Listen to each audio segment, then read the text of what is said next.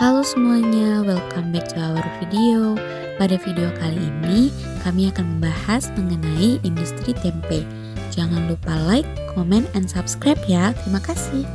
Tempe adalah makanan khas Indonesia yang terbuat dari fermentasi kedelai atau beberapa bahan yang menggunakan beberapa jenis kapang Rhizopus, seperti Rhizopus oligosporus, Rhizopus oryzae, Rhizopus stolonifer atau kapang roti, atau Rhizopus artius.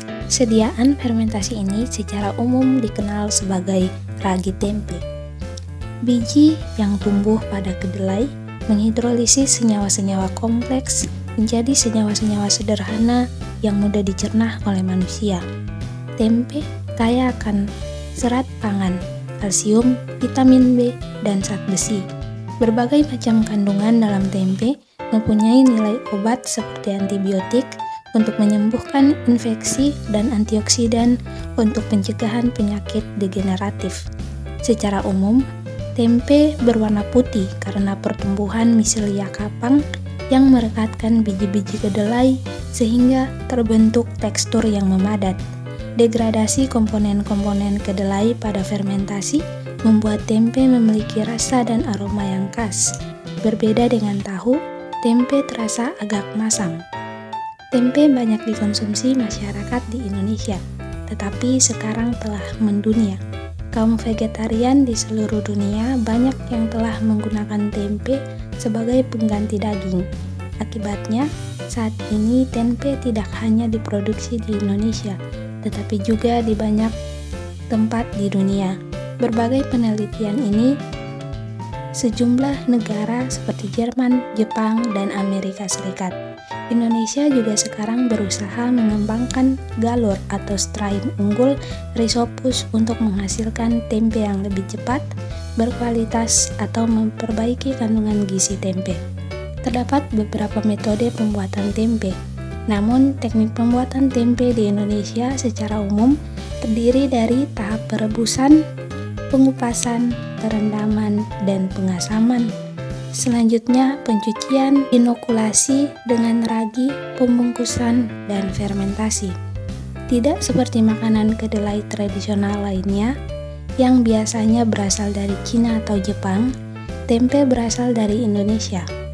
Makanan tradisional ini sudah dikenal sejak berabad-abad lalu. Dalam tatanan budaya, makanan masyarakat suku Jawa, khususnya di Yogyakarta dan Surakarta, dalam bab 3 dan bab 12 manuskrip Serat Ketinin dengan settingan Jawa abad ke-16 telah ditemukan kata tempe, misalnya dengan penyebutan nama hidangan jahe santan tempe, sejenis masakan tempe dengan santan, dan kathele atau tempe serundeng. Hal ini dan catatan sejarah yang tersedia lainnya menunjukkan bahwa mungkin pada mulanya tempe diproduksi dari kedelai hitam, berasal dari masyarakat pedesaan tradisional Jawa. Mungkin dikembangkan di daerah Mataram, Jawa Tengah, dan perkembangan sebelum abad ke-16.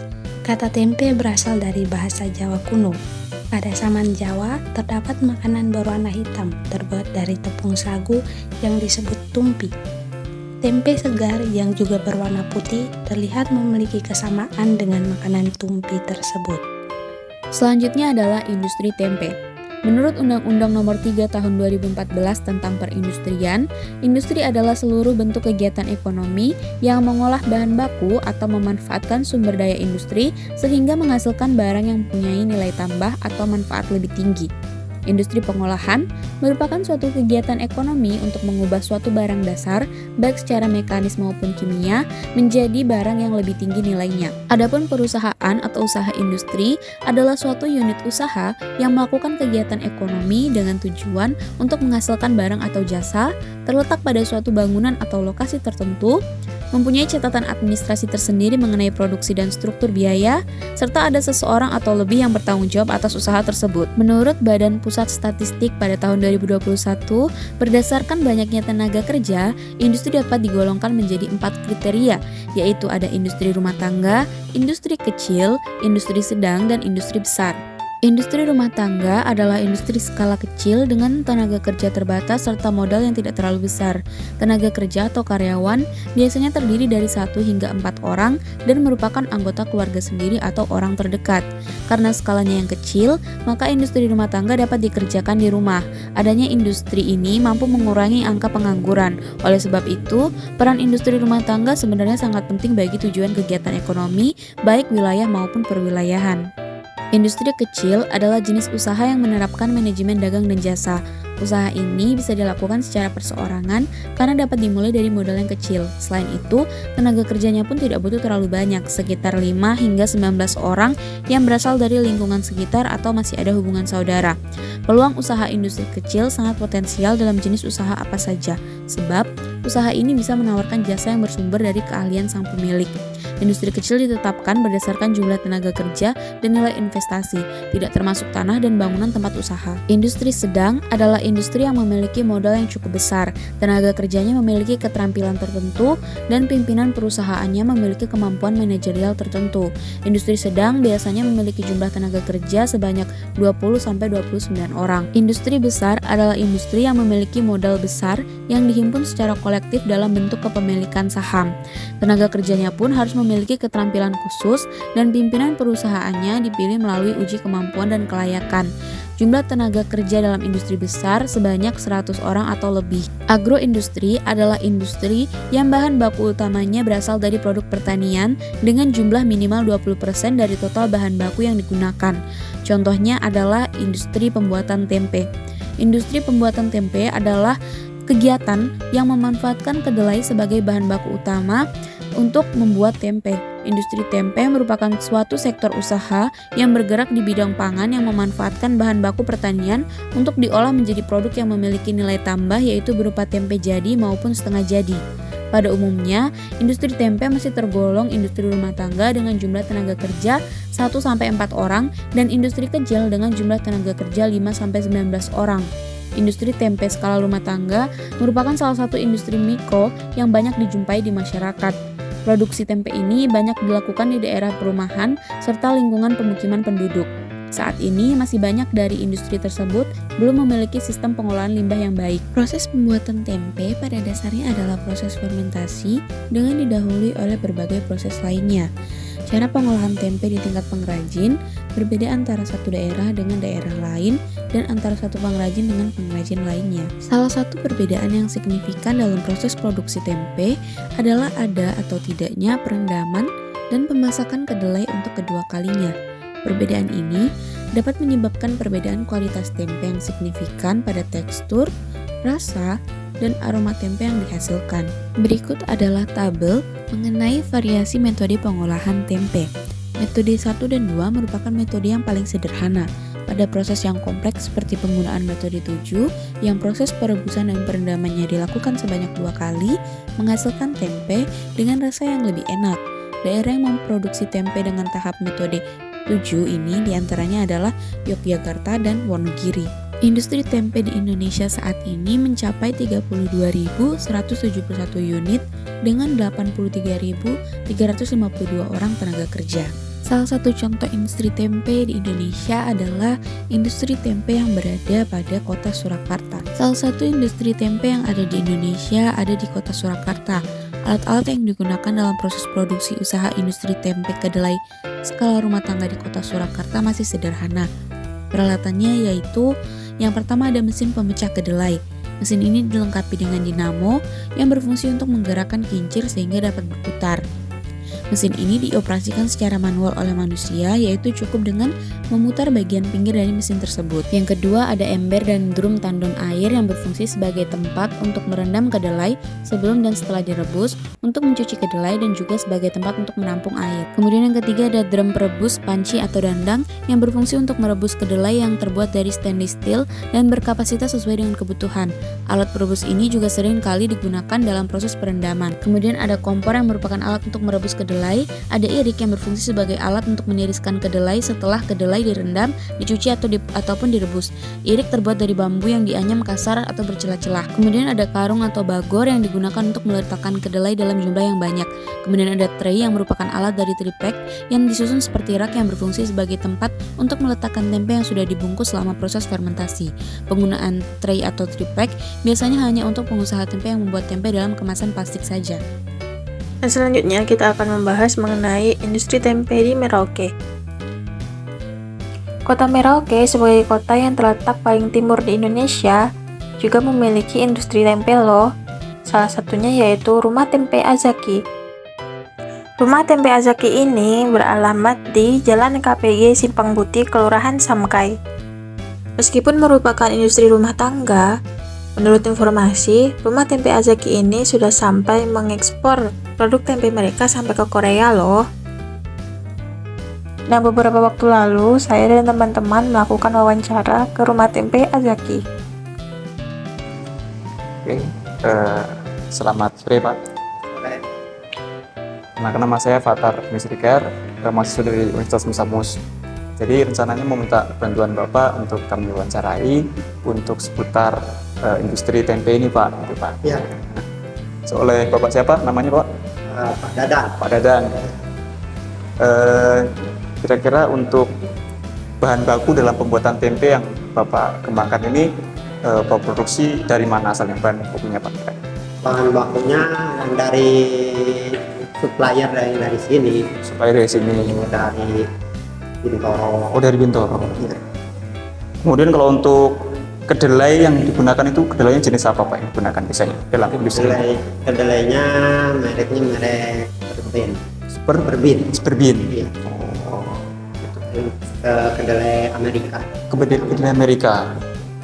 Kemudian untuk jumlah kedelai dalam seharinya gitu Pak, dalam sehari diproduksi itu sampai berapa banyak kedelainya Pak? Itu ya rata-ratanya 400 kilo. 400 kilo. Itu selalu habis? Habis. Kemudian biasanya proses pembuatan tempe ini di industri Bapak memakan waktu berapa lama Pak kira-kira? Kalau making tempe itu sampai dipasarkan 4 hari. 4 hari sampai dipasarkannya, dari awal buat sampai pendistribusian 4 hari. Sampai dipasarkan dulu 4 hari. Pertama, perkenalkan dulu, nama saya Indri Pak. Jadi gini Pak, tadi teman saya kan udah tanya untuk produksinya tadi sampai 400 kilo ya Pak? Ya. Oke. Karena untuk produksinya sampai 400 kilo itu awalnya itu tempe yang dihasilin berapa banyak Pak? Yang dari apa? Tempe yang dihasilin dari 400 kilo kedelai itu. Yang dihasilkan itu kan 3 macam. Oh iya. Yang dikatakan HB1 itu menghasilkan 4.500 batang. Yang di HB2 itu 400. Kemudian HB Azaki 500 batang. Itu sesuai itunya ya Pak, ukurannya ya? Beda-beda ukurannya, dari kecil, sedang gitu ya? Kalau HB1 itu kan 1 on beratnya. Iya. HB2 2 on, yang Azaki 3 on. Oh gitu. Ya. Terus cara distribusinya ke tempat-tempat penjualan itu gimana Pak? Itu Bapak promosiin atau mereka yang datang cari? Pertamanya dipromosikan ke kios-kios, ke pasar. Setelah dia tahu, baru tinggal ngantar-ngantar aja. Oh gitu. Untuk proses pembuatannya itu mulainya dari mana dulu Pak? Mungkin kedelainya digimanakan dulu? Kedelainya pertama itu direndam selama 4 jam. 4 jam. Ya. Kemudian setelah direndam 4 jam, kemudian direbus sampai matang. Setelah matang itu digiling, dipecah sama dipisah kulit itu kan. Kemudian setelah itu dipisah kulit sama kedelainya, direndam selama 12 jam supaya asam. Supaya asam. Ya, akhirnya itu supaya asam. Setelah asam, baru direbus lagi. Direbus, didinginkan, terus kemudian dingin, kering, baru diragi. Setelah diragi itu satu hari 1 malam baru bisa dipasarkan. Itu 400 kilo kedelai lagi. Kedelai astagfirullah. Itu habis ragi berapa banyak, Pak? Untuk itunya. Kalau ragi sedikit sih, cuman kalau 400 kilo tuh paling nggak nyampe 2 on, nggak nyampe. Ya. Oh, berarti sedikit ya, Pak? Sedikit. Kalau Merauke kan daerah tempat panas, daerahnya daerah panas. Jadi kebanyakan ragi cepat busuk. Oh, gitu. Raginya itu dicampur sama tepung beras putih yang roast band. Oh, harus dicampur ya, Pak? Iya. Kalau nggak dicampur kenapa, Pak? Kalau nggak dicampur kan itunya nyampurnya sedikit. Oh, nyampur. Oh, iya. Sedikit, kemudian menghilangkan panas. Tadi habis pakai ragi itu langsung dikemasin atau gimana? Dikemas baru dibiarin Fermentasi gitu kan. Difermentasi selama sehari semalam. Baru bisa dipasarkan. sama untuk limbah sisa-sisa tempenya itu kayak apa, Pak? Untuk limbah-limbahnya. Kalau limbahnya itu ada yang ambil kulitnya itu kan. Kulitnya ada yang ngambil, yang pelihara sapi,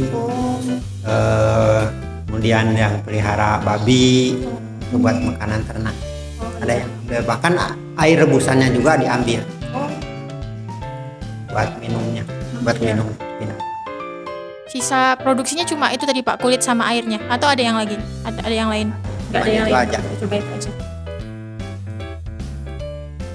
Nah, itu tadi wawancara kami bersama Pak Dadang selaku pemilik usaha Rumah Tempe Azaki. Nah, itu tadi video kami kali ini mengenai industri tempe. Semoga video kami dapat bermanfaat bagi teman-teman sekalian. Terima kasih. Wassalamualaikum warahmatullahi wabarakatuh.